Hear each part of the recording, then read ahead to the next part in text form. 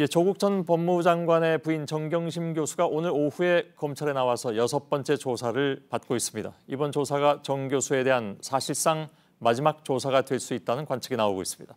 그런데 오늘 관심의 초점은 정 교수가 앓고 있다는 질환에 대한 증명서 문제였습니다. 앞서 정 교수 측이 검찰에 입원 증명서를 낸 소식이 전해졌습니다.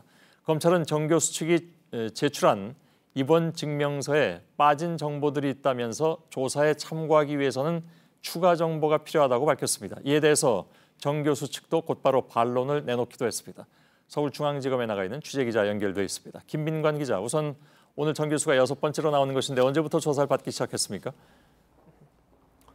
네, 정 교수는 오늘 오후 1시 15분쯤 조사를 받기 위해 이곳 서울중앙지검에 출석했습니다. 이번이 6번째 소환 조사인데요. 현재까지 7시간 가까이 조사가 진행되고 있습니다. 검찰은 오늘 조사를 마지막으로 정 교수에 대한 구속영장 청구 여부를 결정할 것으로 보입니다. 정 교수 측은 대부분의 혐의를 부인하고 있는 것으로 전해졌습니다. 예. 자, 앞서 정 교수 측 변호인이 저희를 포함한 언론에 정 교수가 뇌종양, 뇌경색 진단을 받았다 이렇게 밝혔습니다. 이걸 증명하기 위해서 입원 증명서를 검찰에 냈다는 것인데 이 문서는 언제 어떻게 검찰로 보낸 건가요? 네, 정 교수 측 변호인단은 어제 저녁 정 교수의 병명 등이 담긴 입원 증명서를 검찰에 보냈습니다. 보낸 시간은 오후 6시가 조금 넘었던 것으로 전해졌습니다. 변호인이 직접 병원에서 발급받아 검찰에 보냈다고 합니다. 예. 근데 검찰은 이 증명서를 받은 사실을 밝히면서 내용 중에 빠진 부분이 많다. 그래서 조사 방법이나 아니면 향후 수사에 참고하기가 어렵다. 이런 입장을 보였다는 거죠? 네, 그렇습니다. 검찰 관계자는 이 증명서에는 의사의 이름, 그리고 면허 번호, 의료기관 등 이 통상적인 의료기관 증명서에 포함되는 정보들이 모두 빠져 있었다고 밝혔습니다. 다만 언론에서 나왔듯이 이 뇌경색, 뇌종양 등과 유사한 병명은 적혀 있었다고 이렇게 밝혔습니다. 또한 이 문서 출처, 즉 진료과는 정형외과라고도 덧붙였습니다.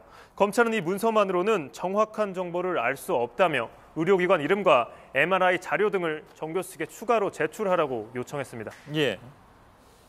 자, 이에 대해서 정 교수 측 변호인단이 꽤 긴 분량의 해명을 내놨던데 좀 소개를 해주실까요? 네, 검찰이 이 문서로는 정보가 부족하다고 밝히자 이 정 교수 측 변호인단은 오늘 오후 취재진에 2차례 문자 메시지를 보냈습니다. 이 변호인단은 미리 검찰에 충분한 설명과 양해를 구하고 해당 정보를 뺀 서류를 보냈다 이렇게 주장을 했습니다. 이 증명서에 입원 장소 등이 적혀 있을 경우 병원과 다른 환자들에게 피해를 입힐 수가 있다며 이 부분을 빼고 내겠다는 뜻을 검찰에 미리 밝혔다는 겁니다. 검찰과 다른 병원에서 진단서를 내는 방안까지 논의했던 것으로 전해졌습니다. 또 증명서에 진료과가 정형외과라고 적힌 부분에 대해서도 해명을 내놨는데요.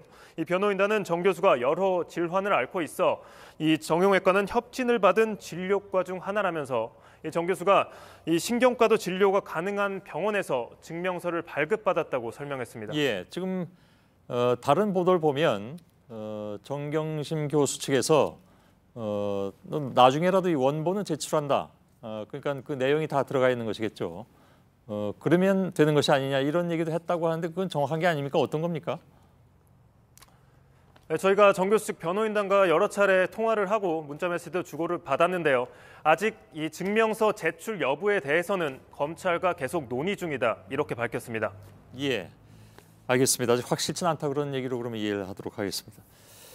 예, 김민관 기자였습니다.